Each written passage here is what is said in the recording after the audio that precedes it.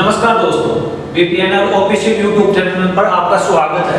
हमने पिछले वीडियो में बात कर रहे थे नवजात बच्चों की जन्म से पहले, उसके बाद व उसके समय देखभाल। तो हमने पिछले वीडियो में देखा था कि कृत्रिम कीस कैसे बनाई जाती है और इसके बारे में हमने जाना था। आज हम बात करेंगे इससे नेक्स्ट टॉपिक में कि अगला पॉइंट आता है अपना सपेटा दूध पिलाना।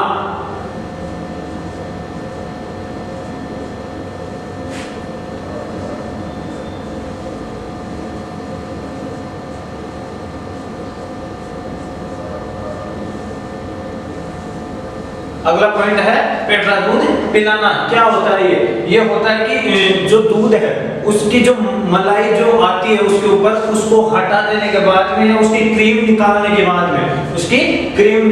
बाद में, जो दूध बचता है उसे क्या कहते हैं? सपेटा दूध।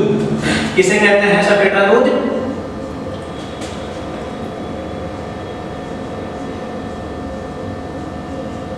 क्रीम निकाल लेना,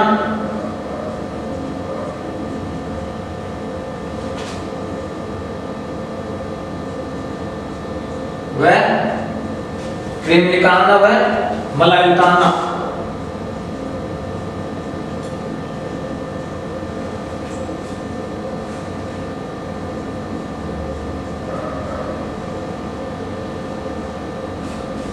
क्या कहलाता है? क्रीम निकालना या मलाई उतारने के बाद में जो दूध बनता है उसे क्या कहते हैं? सपेटा दूध। अब ये क्या काम में आता है कि जो 3 सप्ताह के बाद में यानी हम बात करें 20-21 दिन के बाद में की बात करें तो कि नवजात बच्चे को, जो नवजात बच्चा होता है उसको पूर्ण दूध की मात्रा कम करके ये दूध पिलाया जाता है। कि जो माता से जो दूध पिलाया जाता है डायरेक्ट उसको उसकी मात्रा को कम करके कौन सा दूध पिलाया जाता है?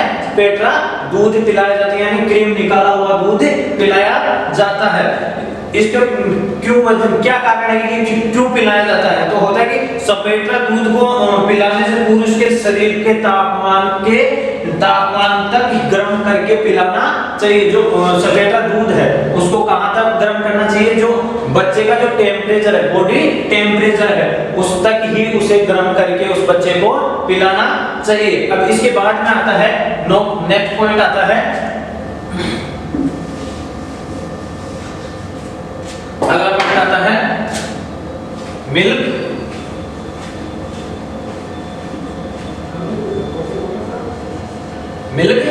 रिप्लेसर।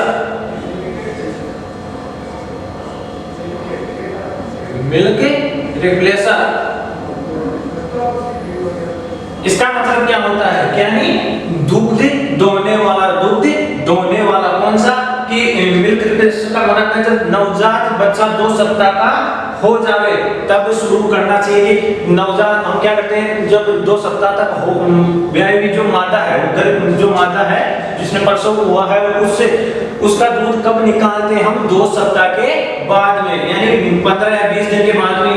मान लो कि आप 15 या 20 दिन के बाद में हम उसका दूध यूज में, यानी दूध बाजार में बेचना स्टार्ट करते हैं। कितने दिन बाद में? 2 सप्ताह बाद में। 2 सप्ताह बाद में, 2 सप्ताह बाद में क्या करते हैं? हम उसका दूध निकालना स्टार्ट करते हैं। फिर अगला पॉइंट आता है, तीसरा पॉइंट आता है काफ स्टार्टर।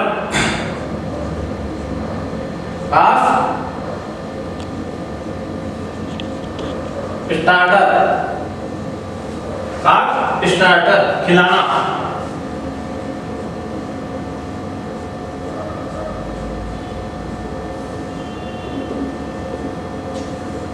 ये क्या होता है? काफ स्टार्टर का मतलब है कि जो बच्चा है उस टाइम 3 सप्ताह का हो जाए उसके बाद में उसको काफ स्टार्टर खिलाना शुरू करना चाहिए। काफ स्टार्टर का मतलब है उसको सूखी घास खिलाना चाहिए, यानी उसे दूध पिला रहे हैं, दूध के अलावा जो हम उसे जो सूखी घास खिलाते हैं और जो चीजें खिलाते हैं उसे क्या बोलते हैं? उसे काफ स्टार्टर कहते हैं। क्या कहते हैं? काफ स्टार्टर।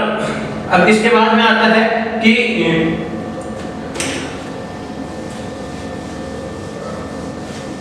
काफ स्टार्टर के बाद में अगला पॉइंट आता है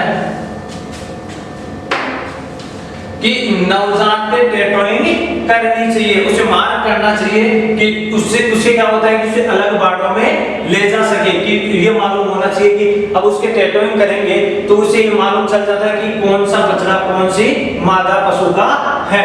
उससे ये मालूम, अगर हम टेटोइंग से मार्किंग करेंगे तो उसे चिन्हित करने पर अच्छे से मालूम चल जाएगा और हम उसको दूसरे वार्ड में ट्रांसफर कर देंगे। इसके बाद में आता है कि नवजात बच्चे की जो नवजात बच्चा है उसका सींग रोधन कितने दिनों पर करना चाहिए? 15 दिन पर सींग रोधन करना चाहिए।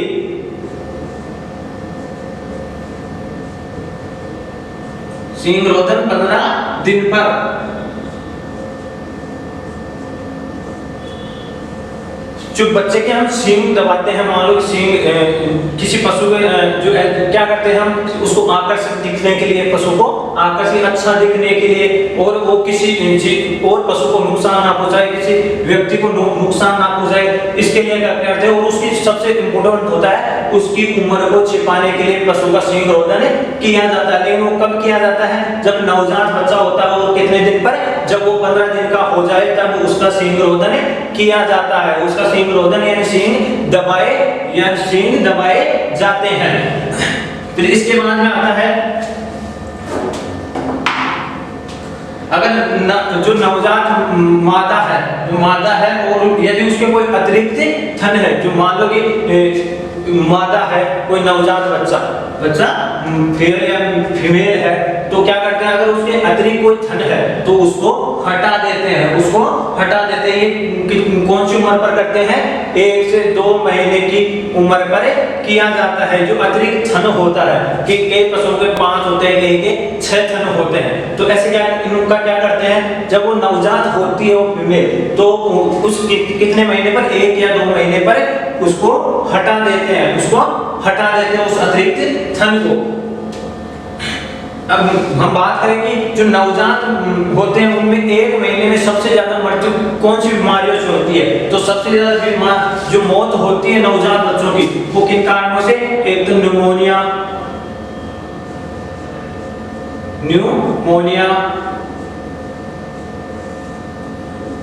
दूसरी होती है डायरिया,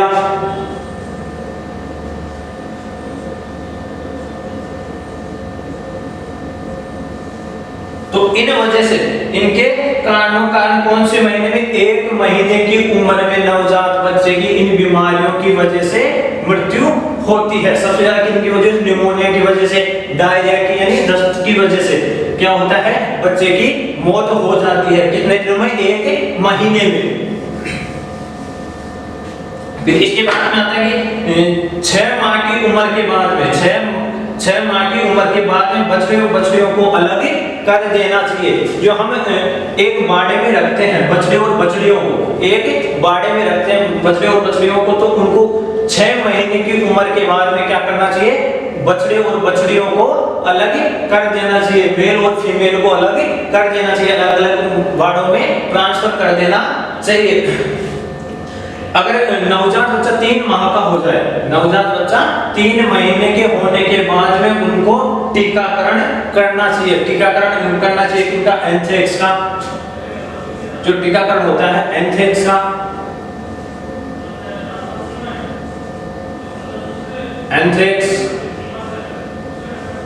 दूसरी होती है बीक्यू, ब्लैक वाटर जिसे बोलते हैं हम बीक्यू, तीसरी होती है एचएस। तो ये कब करते हैं? जो टीकाकरण करते हैं छोटे नवजात बच्चों के, वो 3 माह की उम्र पर हम उनके टीकाकरण स्टार्ट करते हैं। उनको बीमारियों से बचने के लिए टीकाकरण किया जाता है। अब इसके बाद में आता है अपना नेक्स्ट पॉइंट कि जो नवजात है, नवजात को मां से दूध छुड़ाकर अलग पद्धति में दूध पिलाना। नवजात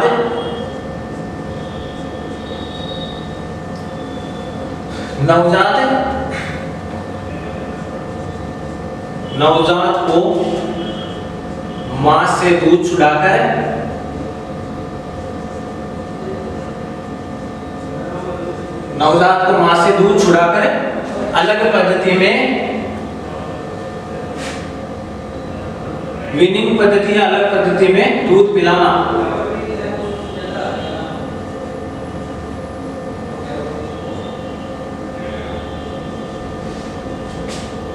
अलग पद्धति में दूध पिलाना।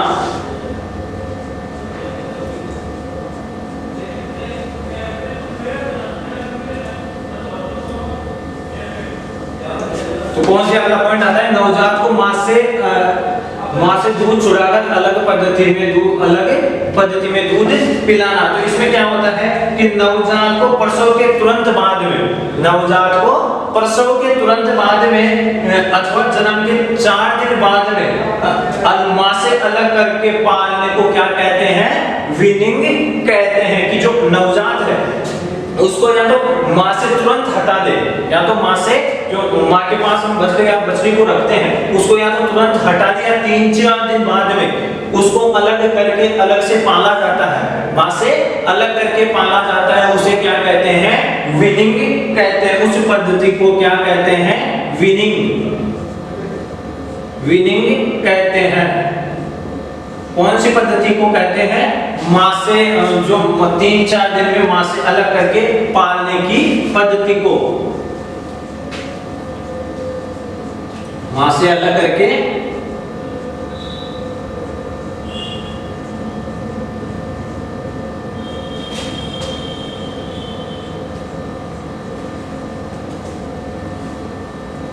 पालने की पद्धति को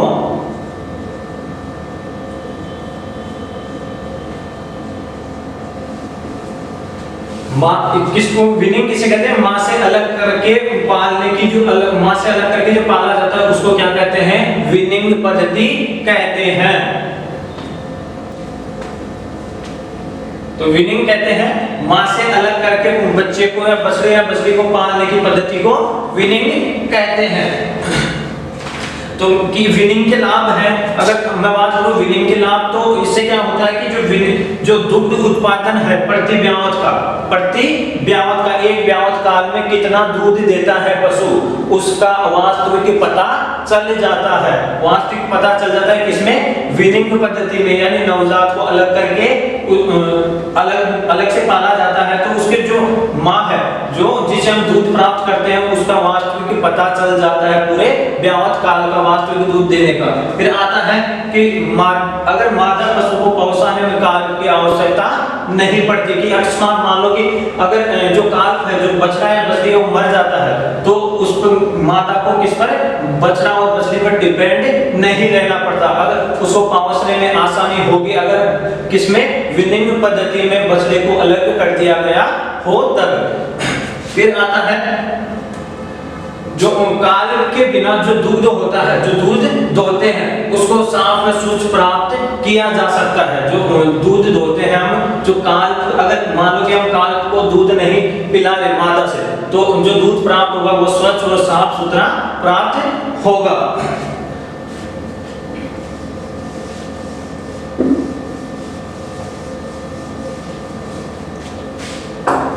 अब इसके बाद में टॉपिक आता है सींग रोदन।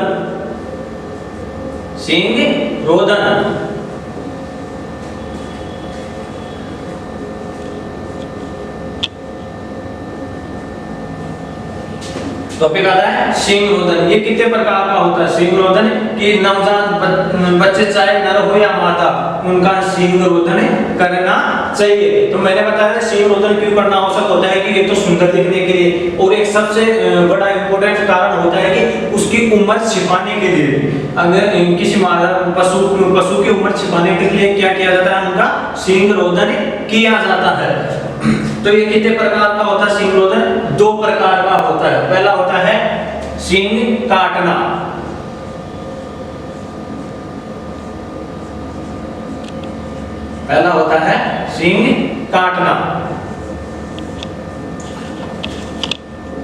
तो हम इसके बारे में बात करते हैं। तो ये हमेशा बड़े पशुओं में सींग के टूटने पर, ये कौन सी पद्धति में सींग काटने वाली जो विधि है वो कब अपनाई जाती है, एक तो बड़े पशु हो, एक अगर कोई सींग टूट गया हो, एक होता है कि सींग हट गया या सींग में किसी कैंसर बीमारी की वजह से ऐसी स्थिति होने पर क्या किया जाता है, सींग काटा जाता है कि पशु बड़ा हो, उसे कैंसर हो या हिल गया हो सींग, तब क्या करते हैं, उसे सींग काटा जाता है। फिर अगला जो अगला प्रकार आता है वो आता है सींग रोदन।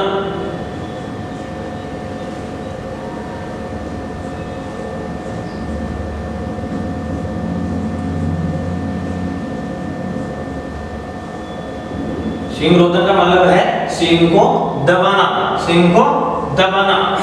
तो इसमें क्या होता है कि जो नवजात में सींग के अंकुर यानी को जलाने की क्रिया को सींग रोदन कहते हैं। कि शुरू में जब मान लो कि जब उसके सींग दिखाई देते हैं थोड़े थोड़े जब नवजात बच्चा है, दो अभी जन्मा है और उसके 10 या 15 दिन बाद में जब उसके थोड़े थोड़े सींग दिखाई देते हैं तो उनको जला देना क्या कहलाता है, सींग रोदन कहलाता है। तो ये विधि कब की जाती है, जन्म के 10 या 15 दिन के बाद में की जाती है। कितने दिन बाद में, 10 या 15 दिन के बाद में ये विधि की जाती है।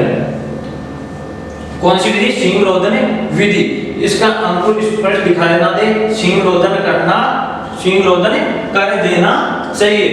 तो इसमें क्या करते हैं कि एक केमिकल होता है उससे सींग जलाए जाते हैं। कौन से, KOH, potassium hydroxide, potassium hydroxide.